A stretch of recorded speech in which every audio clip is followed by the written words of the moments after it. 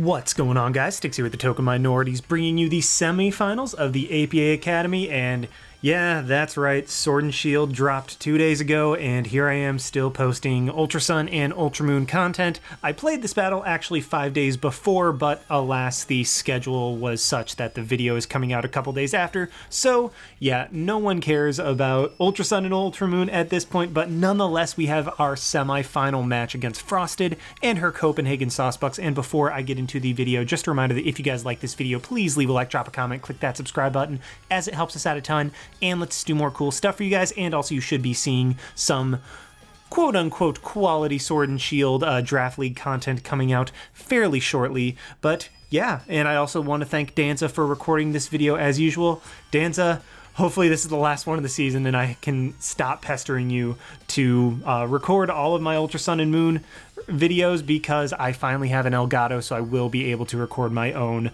Sword and Shield. But nonetheless, here we are in the battle. We're against Frosted, and yeah, I mean, basically this is just kind of a last minute, like, okay, I don't really want to play this, but I mean, it's playoffs, so I might as well give it a little bit of effort. And here we are in the semifinals, and her full team is the Mega Metagross, Greninja, Tornadus T, Garchomp, Tangrowth, Mimikyu, Incineroar, Gastrodon, Blissey, Hitmonchan, Dragalge, and Rotom Frost. And so I'm really just kind of looking to Mega Mawile Trick Room offense. I mean, what else is new? That's just kind of been my go-to to this point in the season. And if it ain't broke, don't fix it. That's kind of my mantra in this game. I also have some solid offense with my Dialga. My Dialga and Mega Mawile provide the main offense, while I do have the defensive core of Necrozma, Persian, and Porygon 2 to put a ton of pressure on his team. Now my MO, break stuff early with Dialga, hopefully clean up with Mega Mawile or Gengar in the end. My Gengar is Scarfed if I did not say that already, and against his team, if I can get rocks up, it'll look very, very nice against that Incineroar. So yeah, without further ado, I am going to lead with my Dialga, and you might think I have rocks, but nope, I actually am just a full-on Trick Room 3 attacks. I want to put on the pressure early, and I just want to step on the gas and just never let up. So yeah, let's hop right on into it. So on her end, I'm expecting something along the lines of maybe a Garchomp lead, try to get rocks up, a Mega Metagross lead, just basically like Mega Metagross, Torn, or Garchomp I'm expecting to be the leads. But she does actually end up leading with the Incineroar, which is, I mean, that's just fine with me. I can go for a Draco right off the bat. Yes, I am Trick Room, but I still have a little bit of speed in this Dialga to try to take advantage of things, well, particularly the Incineroar, just be able to outspeed that. And so even though this is a Trick Room Dialga, because I do have the little bit of speed, I will be able to go for the Draco on the Incineroar, weaken that thing down early, as that's really her only response to Mega Mawile, and I get a huge chunk off very early, as she does go for the U-turn. I mean, that reveals that the Incineroar is not a Salt Vest. It's probably a Pinch Berry, let's be real. Incineroar is like 99% of the time Pinch Berry, the other couple percent of the time it's AV or Choice Scarf. But she brings out her Garchomp, and considering I am a Shuka Berry, I just kind of want to see what this Garchomp is while getting a ton of damage off on it with Draco. Even a -2 is still going to do a ton because I am an offensive Dialga, put it in range of my Mega Mawile Sucker Punch, and basically I'm just trying to set up from the get-go for Mega Mawile to just claim kills once it's under Trick Room. So already have a huge chunk off on the Incineroar, get a gigantic chunk off on the Garchomp, as it is revealed to be a Choice Banded Garchomp based on that damage, but my Dialga still has a ton of utility in this game. I can even parting shot it up with my Persian, and also still set up a Trick Room and potentially sweep later in the game. I'm going to go into my P2, however, as I know that this is a defensive P2, should be able to take the Earthquake from Garchomp very well, not even to it KO. So yeah, I mean, I do take that. That does a crap load of damage, but I will be able to very easily recover this damage off, which is, quite frankly, exactly what I'm going to do. She's going to pull the switch into her Torn. I mean, I could have gone for an Ice Beam, I could have gone for a Trick Room, but I felt that Recover was just the best switch there in case she went Gastro to try to Toxic, because I don't want to give Gastrodon the immediate Trick Room right off the bat, because, I mean, Gastro will outspeed everything. I just felt like, you know what, Recover was the better option if she went Gastro. Then I still want to have the speed advantage with the rest of my Mons. But now, with the Torn in, I am going to go for the Trick Room as she U-turns out into the Metagross, and yeah, the Trick Room is going to go up, which is great for me, and I could stay in, take a good chunk of damage with my Porygon, Porygon, but at the same time, I'm really thinking that no, this is a perfect opportunity. Trick Room's up, Mega Metagross is in, I can just go straight into my defensive Necrozma, get my rocks up, like Heat Wave something, knock off something, just really kind of spread some damage off on her team, wear some things down, just be a general overall nuisance, because the chip damage is here, but I really would like a lot more, as she's going to go for the Hammer Arm, and that does jack all to my Necrozma, and her speed is going to drop, but because I am a defensive Necrozma that also has the Trick Room as well, I still should be in a very good spot to be able to just get up my rocks and do whatever I want to after. She's going to go into her Torn, and I'm like, okay, Torn's in. I can just knock that thing off as she defogs, and I can potentially try to play off the defog play a little bit later. So I'm just going to go for the knockoff expecting the defog, but it turns out she's AV and goes for the knockoff of her own, which gets rid of my Citrus Berry. I mean, that was just kind of a nice little extra damage or extra healing boost on my Necrozma in case I could have gotten something out of it. But nonetheless, I am just going to go straight for the Heat Wave, get some damage off on this Torn, wear it down so that even though it has Regenerator, it'll still be coming in around 50% after the knockoff and Heat Wave from my Necrozma. But she is going to go into her Mimikyu right here after you turning out, and the Trick Room is going to wear off. But knowing that my Necrozma is super bulky, she has to blow her Z in order to knock me out. So I'm just going to go straight for the knockoff. Like, the only thing that I'm missing from allowing my Gengar in particular to do tons of damage to her team is to just break that thing's disguise. So as soon as that thing's disguise is broken, with Incineroar as low as it is, I should be in a phenomenal position with Gengar, so I potentially do sack off my Necrozma. As Incineroar comes in, I'm just going to go for the knockoff. Unfortunately, she is the Pinch Berry. She does live rocks. I mean, had she not, I guess, of course she lived rocks because she didn't pop the berry earlier. But now I'm going to go into my Persian, knowing that, okay, Incineroar is probably just going to go for the knockoff or the U-turn. Either way, I want my Persian in as he goes for, or as she goes for Roar. I'm sorry, Frosted, I'm very sorry. I'm just used to the majority of this community being dudes. But nonetheless, she goes for Roar. Brings out the one thing that I didn't want her to go into. Well, I guess Mega Mawile and P2 were less than ideal. If she brought out Gengar, that would have been okay, as I would have been able to knock out the Incineroar. But now I'm just going to go right back into my Persian, as I thought that she would more than likely go for Flare Blitz to try to take out the Mega Mawile. And now the Incineroar is very low. I'm just going to go ahead and Z-parting shot up my Dialga, just because I know that there's nothing this Incineroar can do. Heck, even if it predicts and goes for Earthquake, it's still going to be -1 against my Dialga, and I will be able to go for the Trick Room and potentially just start spreading more damage around to her team. So I am going to Z-parting shot out into my Dialga, be able to heal that thing back up to full, which is looking like a gigantic threat against her team. I mean, Dialga's looking really, really nice at this point if I can get a Trick Room up and get Gastro gone, because if Gastro also goes down, then Dialga basically just destroys her team. Like, I need to break the disguise on Mimikyu and get rid of Gastro, and then my team is just going to absolutely go in. She does predict that nicely and goes for the U-turn. I mean, like, I kind of figured she'd go for the U-turn. As she brings in her Garchomp, takes a little bit of rocks damage. That is completely fine. I am just going to go straight into my Porygon 2 because, I mean, quite frankly, it's just kind of a rinse and repeat type of scenario.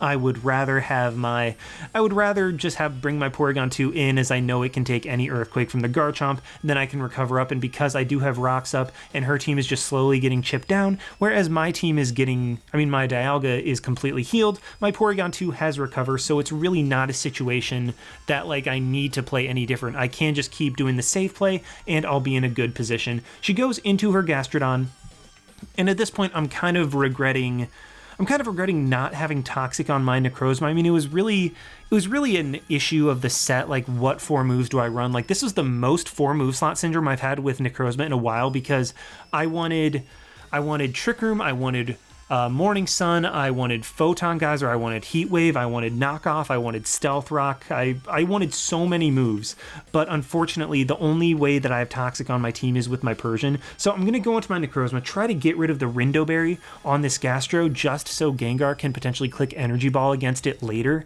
and knock it out if I need to. So I am going to go straight for that knockoff, as, I mean, we actually even saw that it was lefties earlier because of the rocks damage, her immediately healing that off, and so it was like, okay, does a good chunk to the Gastro. I'm going to go straight into my Persian, try to get a Z parting shot, or not a Z parting shot, just a regular parting shot into my Mawile, because I'm thinking, okay, if I just knock off, she'll recover back up to full and not be in range of Mawile.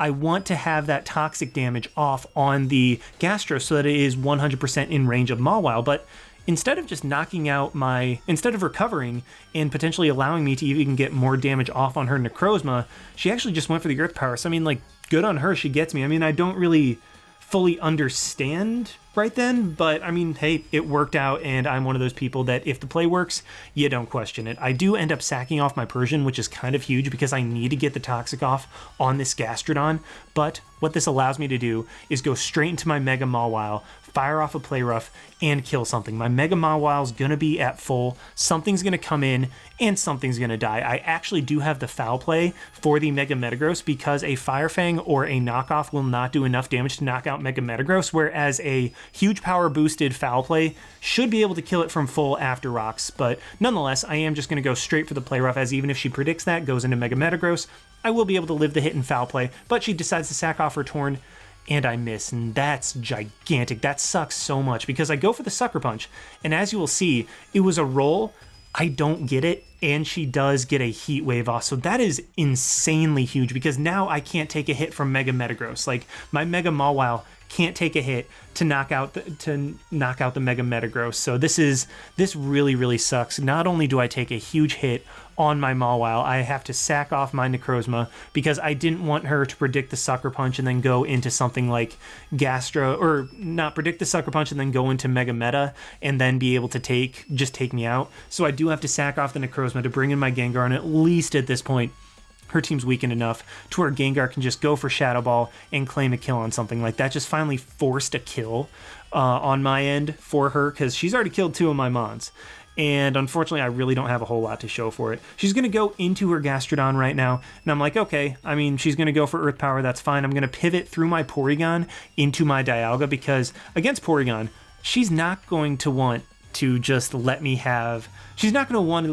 just damage her down while she has the Toxic off. Well, she has the Toxic on her. She's going to want to try to Toxic my Porygon. So I'm like, okay, take 40%. That shows that this is actually a pretty offensive Gastro. But now I'm going to pivot into my Dialga, expecting the Toxic. Because, I mean, like, who wouldn't take the chance to Toxic a Porygon too? Especially when you're on a timer yourself, you're kind of forced into those plays. But unfortunately for me, she actually ends up just going for the Earth Power once again, so I'm very curious to see her side of that. I mean, this one was a more straightforward prediction than the Earth Power into the Persian when I had the Necrozma in that could have just gone for a knockoff and sacked it off. So I'm curious what her side and what her thought process was behind both of those plays, but nonetheless with my Dialga, and I'm like, okay, crap, whatever. I'll just go for the Draco. She makes a good play, goes into her Mimikyu. If I had also gotten damage off on the Metagross, that would have been enough for my Gengar to kill it with Shadow Ball, but the Mimikyu comes in. Play Rough will not be enough to KO me. I will be able to finally break this thing's disguise with a Flash Cannon, and at this point it really is putting my Gengar in a good spot. Like, I need a little bit more damage off on the Metagross, but if I can get a little bit of damage off on the Metagross at this point, then my Gengar can just sweep with Shadow Ball. I am going to sack off my Dialga right here. So now it is 3v5, but I do have Rocks up and her team is heavily chipped. So I'm going to go into my Gengar expecting, okay, Shadow Sneak into Bullet Punch can KO me, but at that point I can go straight into my Porygon 2 and just set up the Trick Room, and Mega Mawile can potentially sweep. She goes into her Gastrodon at this point, and it turns out that this thing is actually not even Spidef like I was thinking. So yeah, I mean, Dialga could have put in a ton of work if I played it a little better, but with the damage off on the Mimikyu, its disguise is broken, Gastrodon goes down, Mega Mawile has a chance to sweep if I can get up Trick Room. I know Metagross will probably not, but I mean, there's a chance. I have a chance to knock it out, but unfortunately, of course, I don't get it. So she will be able to respond with a Meteor Mash and knock me out, but at this point I'm thinking, okay, Porygon 2 can come in, set up Trick Room, and then Mega Mawile can sweep, but she gets the Attack Raise, and that freaking blows. Like, if she's adamant, she has a good chance to knock out my Porygon 2. Heck, even being Jolly, she has a chance to knock out my Porygon 2 because of that Attack Raise. So the Play Rough miss and the Attack Raise with Meteor Mash is pretty much going to spell doom for me. So, I mean, she's going to go for the Hammer. I'm like, Porygon, do something, and it lives. Porygon 2 freaking lives. the +1 Tough Claws Hammer Arm from 75% from a Mega Metagross and is able to set up the Trick Room. And I am just going to go straight for the foul play at this point because, I mean, if she has Bullet Punch, she'll knock me out. If she doesn't, then I will outspeed. And yes, that 100% mattered on the Mega Metagross. It was super effective, and I had Tough Claws, but not mattered from that range, as she is going to go into the Mimikyu, and I'm like, okay, Shadow Sneak's not going to affect me. I can just recover up as she blows her Z because I am a defensive Porygon 2, and Mimikyu without Life Orb, even its Z move, even if it's like Z fighting, I don't believe it'll be able to KO me from this point. But she actually makes a misplay and goes for Swords Dance right then, and I'm like, I just showed that I have foul play. So she actually just got a little bit less damage off on my Porygon than she could have. Because, I mean, I think the play would be wait until Trick Room runs out, and then on the last turn set up a Swords Dance. But I mean, either way, Porygon 2 was in a very good spot to KO the Mimikyu, and now she brings in Garchomp. This is the last turn of Trick Room. I'm not messing around. I'm knocking this thing out. And so it looks like my Mega Mawile actually should be able to clean up this game. I mean, even if Garchomp hadn't gone down, like Mega Mawile with Sucker Punch would have been able to probably clean up this game, as she goes into her Incineroar, takes a good chunk of damage from the Stealth Rock, intimidates me, that doesn't mean anything, and at this point I'm like, wow, I think I actually pulled it back, as I am going to set up the Trick Room once again. I am not going to bother.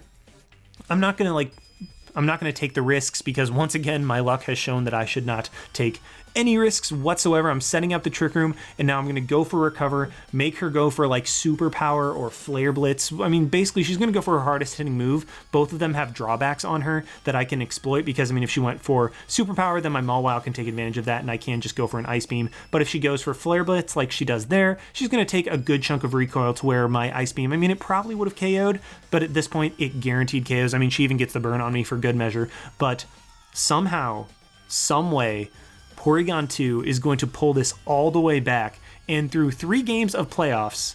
Okay, so first of all, I brought Porygon 2 once during the season. I mean, granted, I wasn't exactly like putting in the most effort, but nonetheless, Porygon 2 came to 1 game during the 12-game season and didn't get any kills. It really didn't do much of anything. I brought it all 3 games in playoffs, and so far it has collected 9 kills. I mean, Porygon 2 is just stupidly bulky, single-handedly pulling this game back from defeat by taking a +1 Tough Claws boosted Hammer Arm from a Mega Metagross. So, I mean, Porygon 2, stupid fat, and unfortunately what this does mean is that we will be playing an Ultra Sun and Ultra Moon draft format game while Sword and Shield are out. So, I mean, it's unfortunate. I mean, we still made the playoffs, so, I mean, that's always cool, but it's just unfortunate because, like, I mean, I want to be playing Sword and Shield. I want to be playing that game. I want to be getting ready, but alas, we still have one more, so, I mean, I know none of you will care by then, but I hope that some of you, at least, will stick around. I'm hoping to break double-digit views, at least, on the next game. So fingers crossed on that. And in fact, actually, yeah, because this is coming out after Sword and Shield anyway. Yeah, hoping to break double-digit views on this as well. So yeah, hope you guys enjoyed watching. Like, comment, subscribe, all that stuff. And this is Styx signing out. Why not? See you guys.